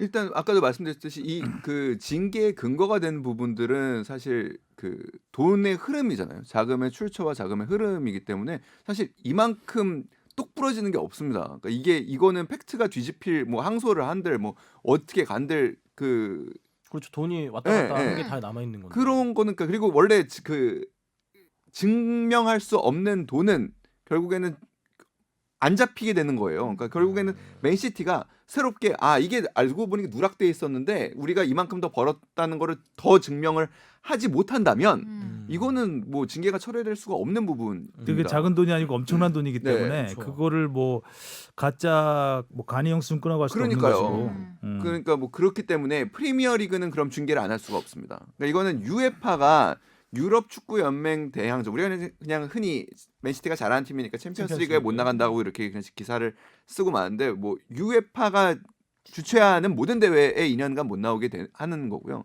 그러면 프리미어리그도 프리미어리그에 준하는 그런 징계를 해야 될 거잖아요. 프리미어리그에도 룰이 있어요. 네. 그 FFP 룰이 있는데 거의 비슷하다고 해요. 네. 그래서 UEFA 룰을 어기면 그 프리미어리그 룰도 무조건 어기게 된다고 어기면 되는 하는데 거죠. 네. 그렇다면 이제 프리미어리그는 또 다른 징계를 하겠죠. 뭐 되게 여러 가지 여러 가지 얘기가 나오는데 이제 최악의 경우 4부 리그 2, 4부 리그 강등도 나올 수 있다라고 하는데 직행으로 간다.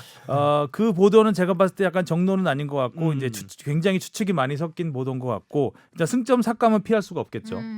승점이 삭감 피할 수가 없는데 그 프리미어리그 규정에 보면 소급해서도 삭감을 할 수 있다 그래요.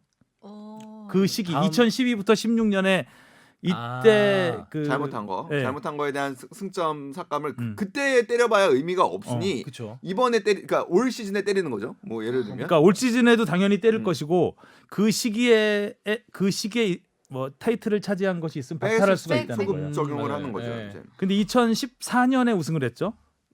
그 맨체스터시티가. 네. 그래서 그 리그 우승이 박탈될 수 있을 가능성이 있다라는 이제 보도가 나오고 있고 그러니까 그런 부분에 대해서는 제가 보기에는 너무나 큰 혼란을 초래할 수 있기 때문에 막 그 열심히 항소를 하면은 조금은 그렇죠. 감경될 그렇긴 한데 수도 있을 거라고 봐요. 또 이 와중에 우리 그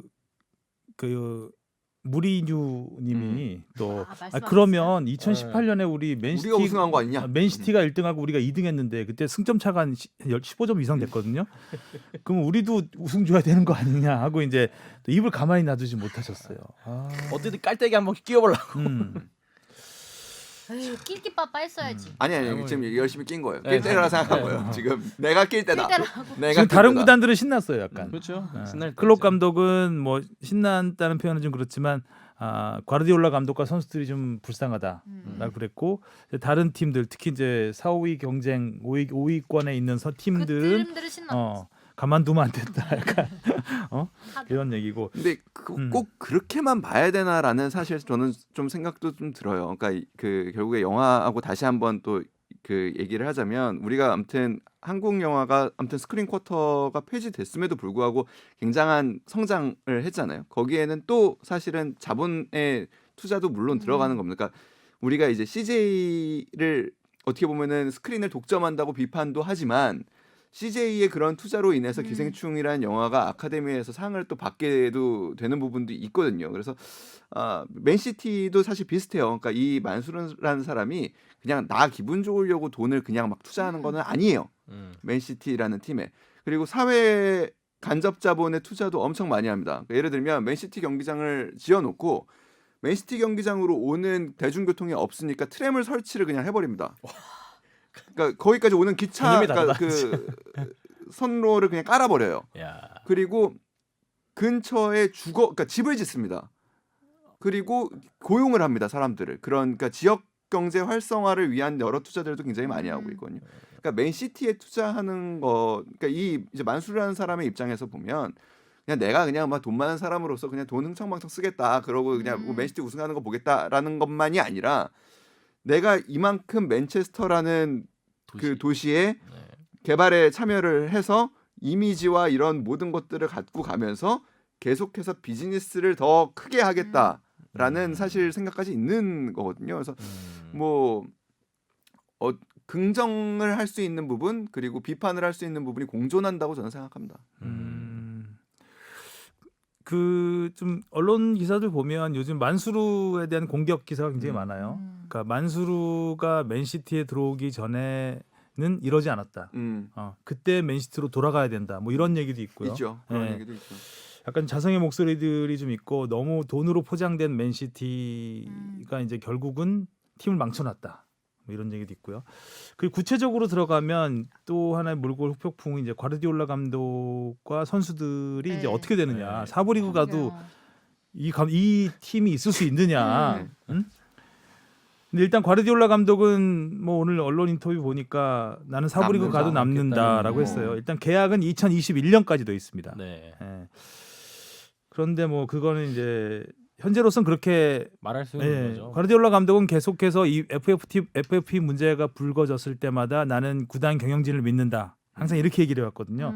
그렇기 때문에 이제 와서 나 떠날래 이러지는 않을 것 같아요. 아직까지는 이건 좀 더 두고 봐야 될 것 같고 또 선수들에 대한 이제 전망 기사도 많이 나오는데 일단 다비드 실바는 이번 시즌을 끝으로 떠나기로 돼 있는 상황이고 세리오 아구에로하고 르로이 사네가 2021년까지 계약이 돼 있습니다.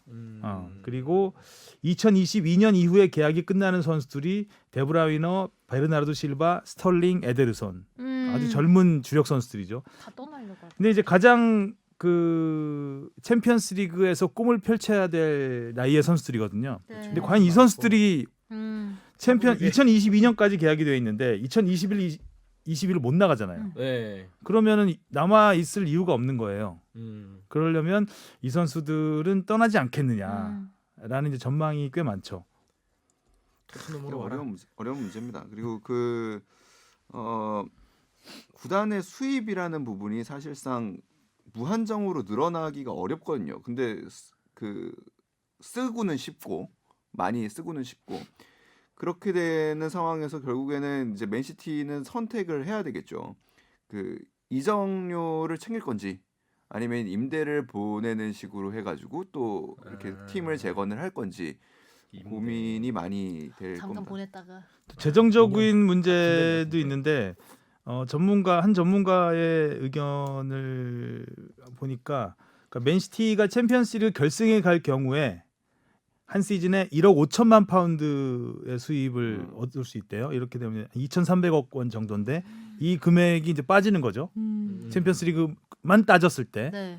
뭐 사부리그로 내려갔을 때는 뭐 말할 것도 없지만. 그리고 만약에 이제 데브라이너라든가 이런 선수들도 챔피언스리그를 못 나가는 팀에 있을 선수들은 아니거든요. 예. 욕심 많고. 아무리 돈을 많이 들이더라도 만약에 돈을 더 주고라도 이 선수를 잡으려고 한다면 또 FFP를 위반하게 되거든요. 수입이 더 떨어지는 상황에서 네. 그러니까 좋은 선수를 살 수도 없는 이제 입장이 되는 거예요. 네. 그렇게 되면 맨시티는 추락의 길로 갈 수밖에 없는 거죠. 계속해서. 어마어마한 추락이죠. 그리고 만약에 그 이제 징계 중에 하나로 유력한 것 중에 하나가 이제 그 이적 시장에서 선수를 영입을 못하게 하는 이제 그런 징계도 있습니다. 그렇죠. 그런 징계가 되면은 뭐 사실상 뭐 굉장히 어려운 시기를 오래 겪을 수 있다. 그러니까 대표적으로 첼시가 그 징계 받았지 않았었나요? 첼시도 있었고 근데 보통 근데 항소하고 계속하면서 계속 일단 시간을 좀 질질 벌죠. 끌는데. 근데 일단은 대표적으로 그런 재정적인 어려움 때문에 그 오랜 시간 어려움을 겪는 팀들이 이제 뭐 포츠머스가 결국에 이제 4부 리그까지 떨어지고 뭐 그렇게 되죠. 그리고 리즈 이런 팀들이 이제 과도하게 영입을 했다가 그로 인한 뭔가 뭐 챔피언스리그에 진출을 못하게 된다든가 그래서 어느 순간에 선수들을 팔아야 되는 순간이 오고 그래서 운영을 하게 되는 순간에서 이제 악화일로로 가는 이제 과연 그런 팀들의 전철을 밟을지 그것도 좀 봐야 될 문제죠. 이렇게 되면서 이제부터는 5강 경쟁. 요강 아니고 5강 오강. 경쟁. 5강 경쟁으로 가겠죠. 뭐 일단 네. 이 항소 CAS가 판단을 얼마나 빨리 할지는 모르겠지만 일단은 이번 시즌은 쉽지 않을. 일단 2년 못 나가는 거는 확정이 되지 않을까. 라는 예상보다. 생각 그런 의견들이 뭐 대부분 그렇게 보고 있습니다. 대단한데. 아무튼 프리미어리그는 여기까지 정리를 하겠습니다. 네. 그리고 자 이제 K리그로 한번 돌아가 볼까요? 오랜만에. 네. K리그가 이제 다음 주에 개막입니다. 저희가 와 시간 빠르다. 이번 주와 다음 주 두 번에 걸쳐서 K리그 특집까지는 아니고 개막에 맞서서 이번 좀 뭐 관전 포인트라든가 이런 부분을 조금 정리를 해보겠습니다. 먼저 오늘은 K리그 달라지는 거. 네, 이번 주는 꽤 많아요. 이번 주가 이번 많은 게 아니라 시즌. 이번 시즌은 꽤 많아요. 달라지는 게. 가장 눈에 띄는 게 일단 동남아시아 쿼터가 신설된다. 네. 저는 근데 이거는 근데 진짜로 이거 한심해요, 한심. 자, 일단 한심한 내용을 좀 저 말씀드리면 짜증나는 눈빛을 보여드려야 되는데 현정 씨. 네. 그러니까요. 불만이 가득하세요 지금. 각 구단은 5명의 외국인 선수를 보유할 수 있다. 보유하고 출전할 수 있다.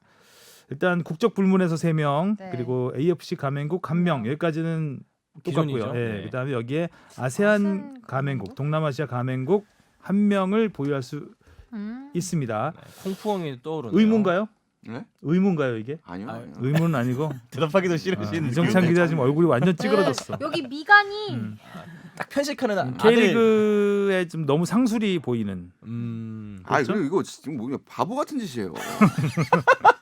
실효성도 없고 아니 그래가지고 한 명이라도 데리고 왔냐고요. 지금 아무도 아무도 없어요. 아무도. 네. 그러니까 이게 뭐냐면 이거 배경을 좀 말씀드릴게요. 얼마나 눈에 띈다 그랬는데. 얼마나 눈살을 찌푸리게 하네. 예.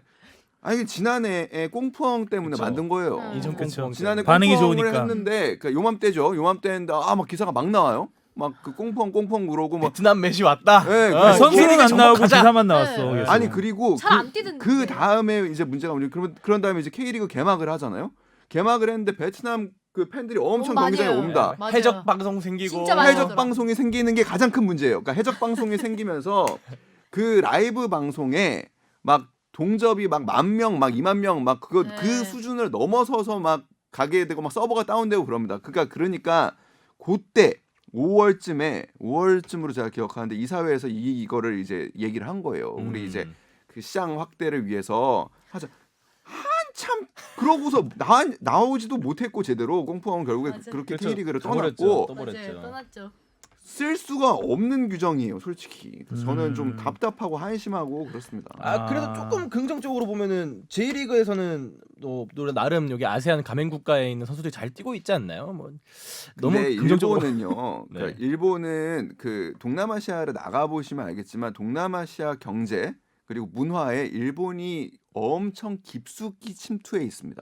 태국 같은 태국뿐만 아니고요. 네. 베트남도 마찬가지고. 그러니까 일단 길거리의 자동차는 거의 다 일본 차고요.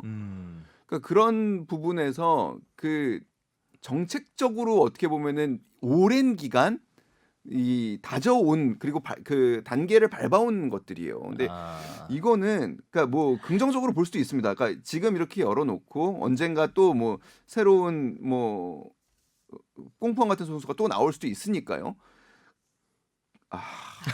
네. 꽁푸엉 같은 선수도 좋은 설레라고 얘기하기 좀 힘들죠. 또. 하득진 안 될까요? 하득진? 득진이 꽝하이, 우리가 꽝하이. 득진이 베트남 득진이 좀 참- 알잖아요. 네, 우리가 참 그 응고에. 호감이 가죠. 호감이 어. 가는데 근데 그러니까 거기서 나오는 거 보니까 그 선수들이 호감도 가고 박항서 감독 통해서 우리가 그 많이 봐서 이제 익숙도 하고 네. 그리고 베트남에서 박항서 엄청난 기질. 인기를 끌고 있고 경기에 쓸 수 있느냐?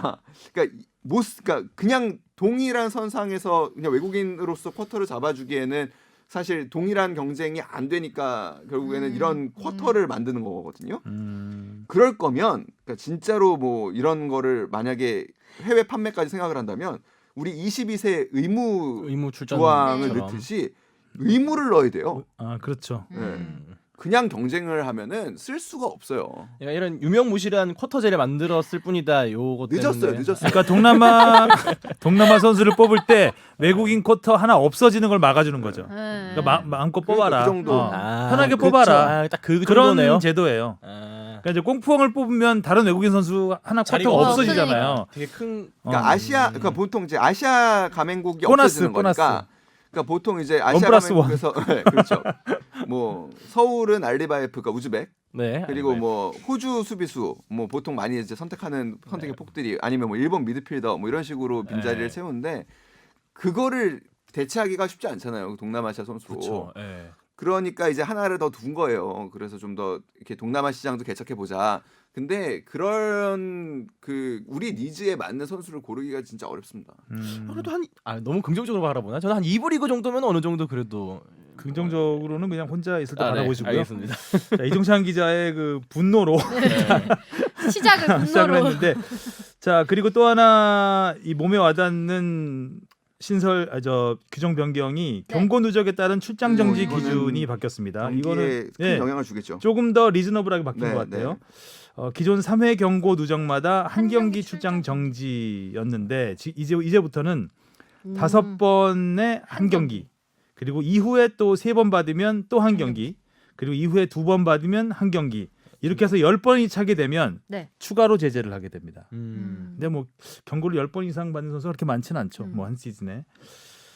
이런 거 이거는 화 안 나죠. 네, 이거는 뭐 이거 괜찮습니다. 그럴 수 예. 있다고 생각합니다. 오케이. 이정찬을 납득시켜라. 자, 예, 이정찬을 네. 인정찬의 인정을 받아라. 네. 자, 그다음에 자, 상주 상무의 아, 22세 이거는 이하 뭐- 의무 출전 규정. 아마 가장 이게 네.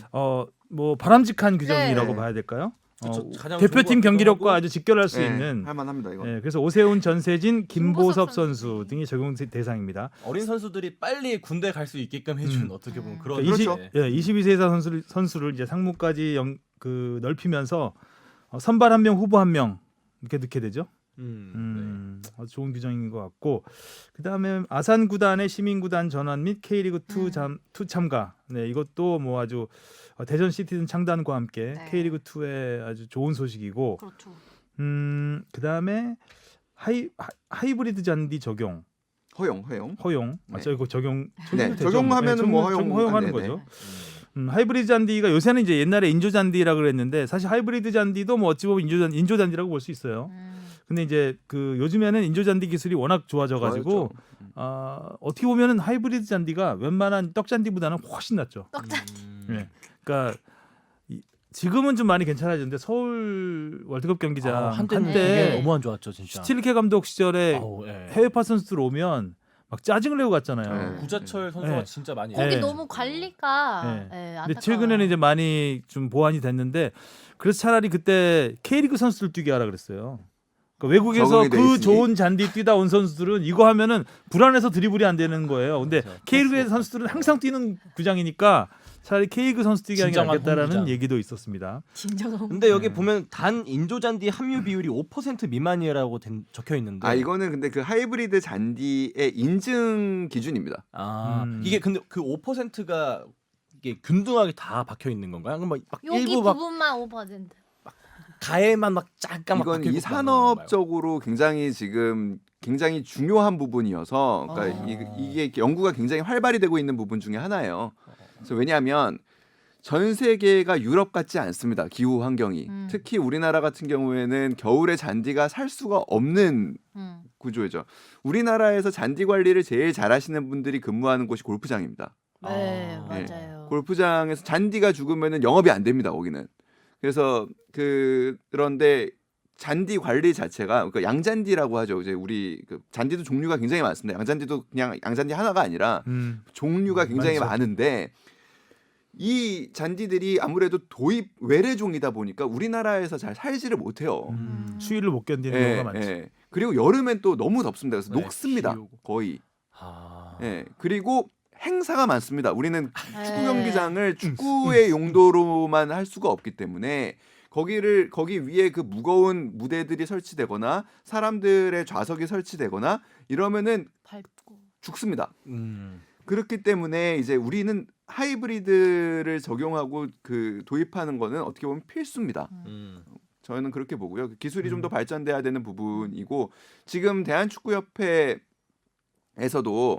그 경기장 하나, 그러니까 지금 파주 트레이닝 센터 경기장 하나를 지금 하이브리드로 교체하는 작업을 하고 있는데 이게 굉장히 오래 걸리고 생각보다 잘 안 돼, 그러니까 잘 안 된다는 표현은 부정적이니까, 그러니까 그 시행착오를 좀 겪고 있는 것 같아요. 그래서 잔디가 뿌리를 내려서 올봄 원래는 지난해 여름에 이미 됐어야 되거든요. 근데 지금 올봄까지 지금 계속 봐야 되는데 스페인의 기술자가 그래서 상주하고 있습니다. 잔디가 잘 뿌리 내리고 있는지 인조 잔디와 그 이제 우리 천연 잔디들이 잘 엉켜 있는지, 그러니까 그 잔디가 이렇게 뭐 우리 경기 보다 보면 천연 잔디 같은 경우에 막 때 입히고 그러면은 태클 한번 하면은 그냥 그 때가 전체적으로 다 드러나고 막 이런 경우 있잖아요. 그러니까 그런 게 안 벌어지도록 또 이렇게 잘 그 서로, 그러니까 인조 잔디와 잔디 실제 잔디의 뿌리들이 막 서로 잘 엉켜 있어야 되거든요. 그러니까 이런 것들이 쉽지 않은 부분인데 우리는 아무튼 반드시 좀 해야 되는 부분이죠. 잔디 사업을 좀 알아봐야 되겠네. 자, 잔디 전문가 이정찬 기자에게 들어봤고요. 금잔디. 자, 그리고 이제 FA 외국인 선수 이적료가 폐지가 됩니다. 이게 이렇게 해서 그때 바이오 선수가 이래서 문제가 된 건가요? 그건 아닌가?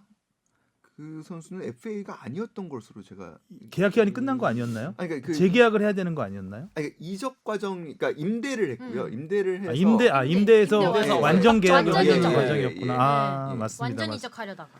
고맙습니다. 또 사과할 뻔했습니다. 자, 그리고 K리그 선수 최저 기본급이 2천만 원에서 2,400만 원. 뭐 눈꽃만큼 올랐습니다. 뭐 아직까지는 그 선수들의 연봉 차가 굉장히 심한 상황이고요. 그리고 홈클럽은 경기장 전체 좌석 중 최소 5% 이상을 원정 클럽 원정 관중석을 위해 배분해야 한다. 이게 새로 생긴 규정인가 보죠? 이건 원래 있었나? 몰랐네요. 5% 늘 주던 5%만 주나요? 되게 요거는 주는 거. 예, 저도 잘 몰랐는데 이 정도가 뭐 주요 변경 사항이라고 볼 수 있겠고요. 이정찬 기자가 어제 그 FC 서울의 기자회견을 갔다 왔는데 네. 뭐 이런저런 얘기들이 할 게 있다고 해요. 그 기자회견이라면 오늘 아시아 챔피언스 그렇죠. 리그 예, 기자회견 거기 가서 이제 거죠? 물론 이제 주요 질문들이 여러 가지 있었겠지만 경기도 경기지만 아무래도 이청용 기성용과 관련된 이슈들. 이야기들이 좀 많이 있었던 것 같은데 일단 최용수 감독은 대답을 피한 거죠. 음. 그 경기에 집중해야 하기 때문에 민감한 시기에 이런 경기에만 집중하고 싶다. 그리고 진짜 양해해 달라라는 말로 사실상 추가 질문을 했습니다. 근데 그냥 그리고 뭐 일각에 도는 그 기성용 선수의 영입을 최용수 감독이 거절했다. 뭐 이런 소문에 대해서는 부인했죠. 부인했죠. 근데 그 부분은 제가 보기에는 그러니까 하고 싶은 얘기가 많을 거예요. 최용수 감독도. 그렇죠. 그래서 사실 그 부분에 대해서는 묻지 않은 질문인데 오히려 먼저 꺼내신 부분이거든요. 네, 그래서 200. 근데 왜 마다하겠냐? 그러니까 프리미어리그에서 200경기 넘게 뛰는 선수를 어떤 감독이 마다하겠냐라는 나 얘기를 빼고가 빠진 거 아니죠? 하지만 뭐 여튼간에 그러면서 이제 뭐 때가 되면 얘기하겠다라고 아하. 얘기하셨는데 저 역시 때가 되면 얘기할 수 있는 얘기가 있을 것 같고 감독님이 그렇게 얘기를 하시니까 네. 일단은 그런 그 우리 유대인 10번째 법칙이라는 거 혹시 아세요? 그러니까 뭐냐면 그 민주주의에 어떻게 보면 약간 폐해를 막기 위한 건데 9명이 어떤 새로운 그 상황에 대해서 찬성을 한다. 그럼 10번째 사람은 무조건 의무적으로 반대를 하는 뭐 그런 겁니다. 근데 지금 사실 FC 서울과 기성용 선수와의 그런 언론 보도들이 일방적으로 서울이 잘못한다라고 지금 나가오고 있잖아요. 그렇죠. 그래서 저는 그냥 한 명이 되려고 합니까? 한 명이 되는 시점을 한번 생각을 해봤어요. 의무적으로 그러면은 서울의 입장에서 한번 생각을 해봐야 되지 않을까. 네. 100% 나쁜 놈은 없다. 네, 뭐 이런 거죠. 네. 네. 그러니까 지금 서울은 제가 어제 사실 그 뭐 최용수 감독 인터뷰는 짧았고 그 뒤에 뭐 여러 분들을 만나고 왔거든요. 근데 그분들의 지금 현재 상황은 굉장히 당황 그 자체입니다. 당황 그래요. 그러니까 그 솔직히 그러니까 어느 정도까지 얘기를 해야 되는지 저도 약간 감은 잘 안 서는데 기성용 선수가 왜 그렇게 상처를 받았는지 잘 이해를 못 하고 있는 수준. 그러면 좀 너무 둔감한 거 아닌가요? 그러니까 복귀를 열심히 하고 계세요 지금.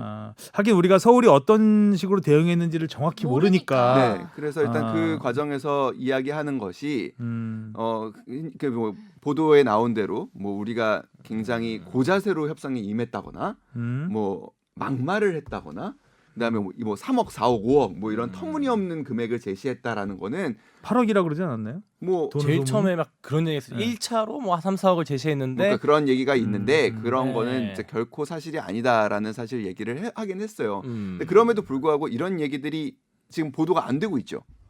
왜 안 되냐면 FC 서울이 일단은 공식 대응을 안 하고 있기 때문입니다.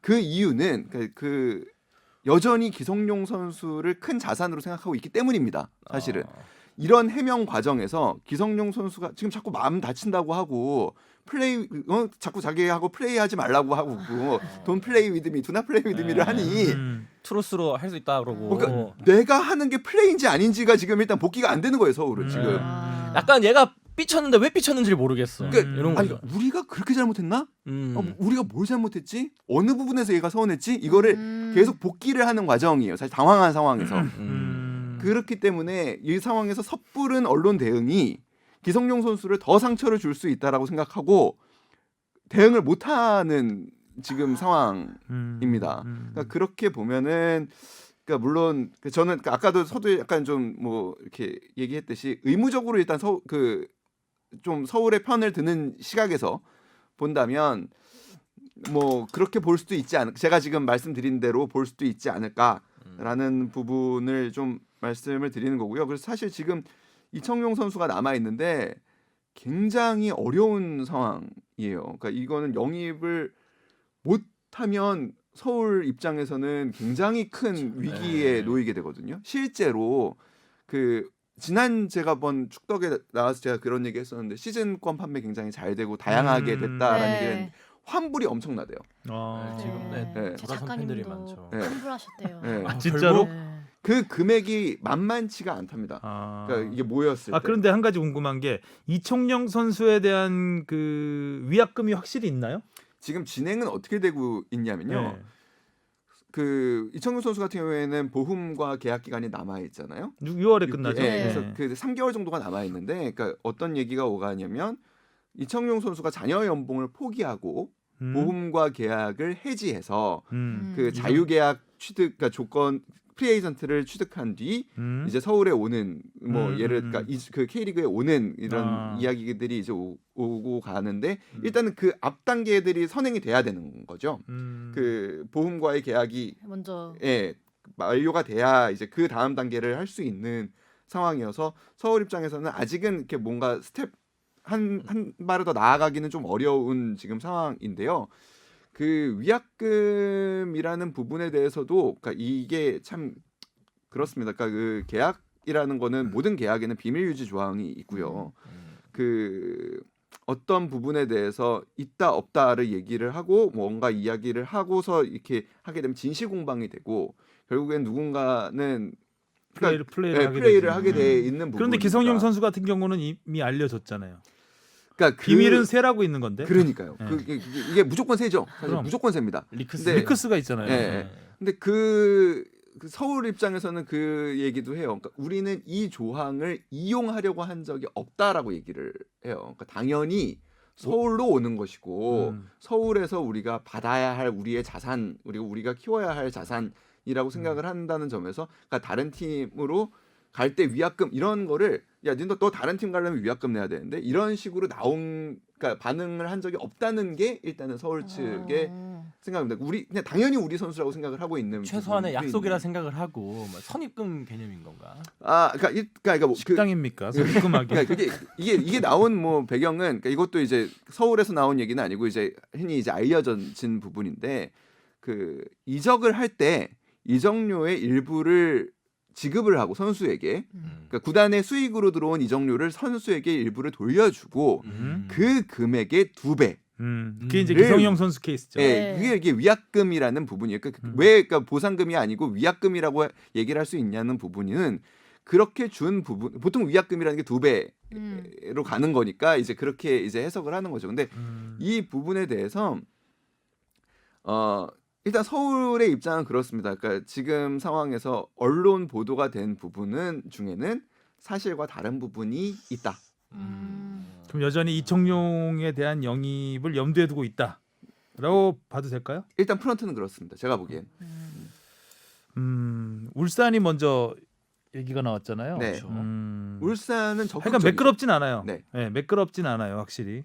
근데 그런 부분에 있어서 그 부분만 가지고도 이게 서울이 처음에 이제 인발부가 된 게 관련된 게 아니라 전북과 관련해서 나왔잖아요. 네. 기성용도 그리고 이청용은 울산과 관련해서 나왔고 요 부분만으로도 그렇죠. 플레이를 한 거죠. 잘못한 거죠, 플레이를. 음. 그 부분만 해도 기성용 선수가 마음의 상처를 입을 수 있었다고 그렇죠. 생각을 하죠. 근데 좀 반성을 좀 하고 시작을 하셔야 되지 않을까? 반성하고 계세요. 네. 그리고 복귀를 열심히 하고 계세요. 그러니까 어느 부분에서 어떻게 잘못했는지를 열심히 찾고 있는 것 같아요. 근데 뭐 그렇게 그 매끄럽지, 그러니까 잘 안 보이는 모양이에요. 그러니까 제가 뭐 그 과정에 다 있지는 않으니까. 자꾸 좀 이렇게 안으로 자꾸 덮으려는 게 좀 음. 있지 않나라는 생각은 좀 들고 기성용 선수가 이제 어디로 가느냐도 관심입니다. 네. 지금 국내에 와 있다고요.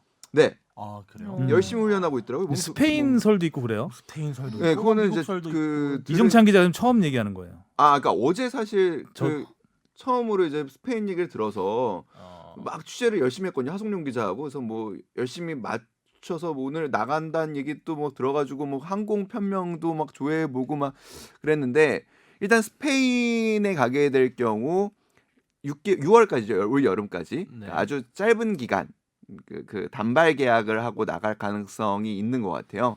그러고 이제 여름 이적 시장이 더 크니까 유럽에서는 네. 그 이적 시장에 다시 한번 뭐 새로운 팀을 모색을 하는 방법을 생각을 하고 있는 것 같은데, 제가 들은 이야기로는 스페인과 거의 계약이 성사 임박했다. 그러니까 거의 사실상 확정이 됐다라고 들어가지고 취재를 좀 해보려고 했었는데, 그 과정에서 들어보니까 그 미국 쪽의 오퍼가 뒤늦게 온 모양이에요. 그러니까 좀 더. 네. 그래서 본인이 조금 더 고민을 하고 있다라는 게 어제의 상황이었어요. 근데 그래서 그 알고 있는 사람들마다 조금씩 버전이 다른데, 여전히 일각에서는 스페인으로 가는 걸로 알고 있다라고 얘기를 하시는 분들이 있고, 그리고 기성용 선수의 상태를 말씀드리면 그 김민재 선수하고 같이 훈련을 하고 있더라고요. 김민재 선수도 중국 리그가 이제 그 개막이 연기가 되면서 아. 몸 컨디션을 만들어야 되는데, 축구 선수가 몸 컨디션을 만드는 게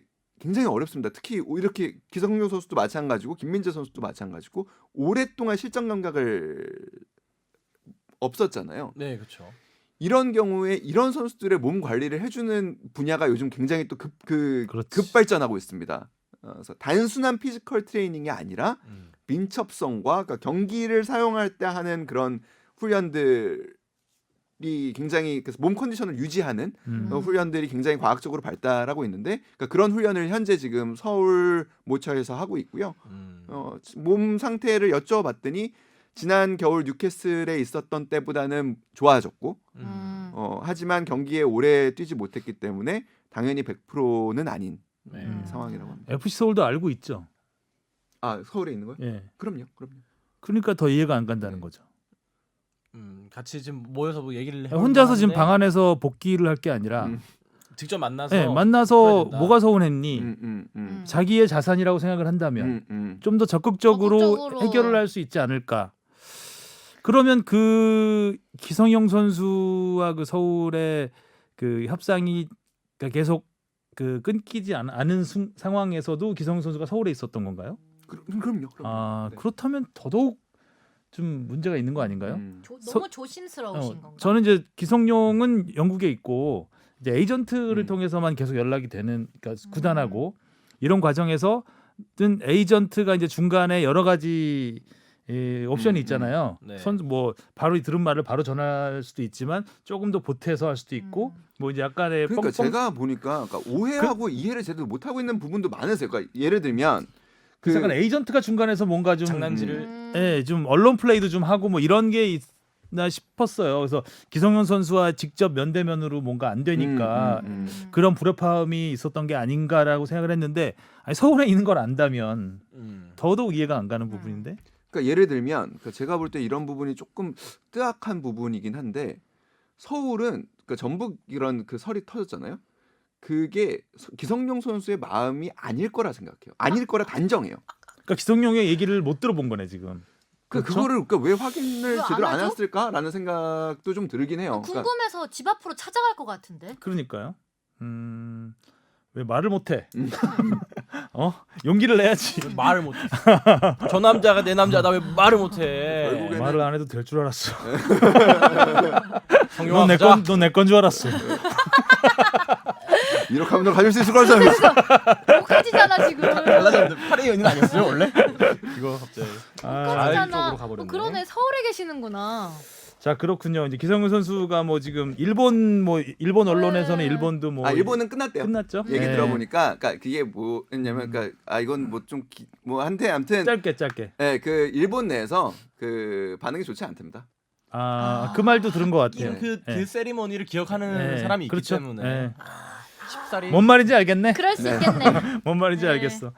자 오늘 시간 꽤 오래 했는데 여기서 이제 인사를 드려야 될 것 같습니다. 다음 주에도 이제 K리그 소식. 다음 주는 우리 박진영 작가가 열심히 정리한 팀별 전력 변화와 네. 이런 부분들을 하성룡 기자와 함께 자세히 알아보겠습니다. 자 오늘도 수고하셨고요. 날씨 추운데 조심하시고 코로나 잘 예방하시기 바랍니다. 네. 수고하셨습니다. 고생하셨습니다. 수고하셨습니다.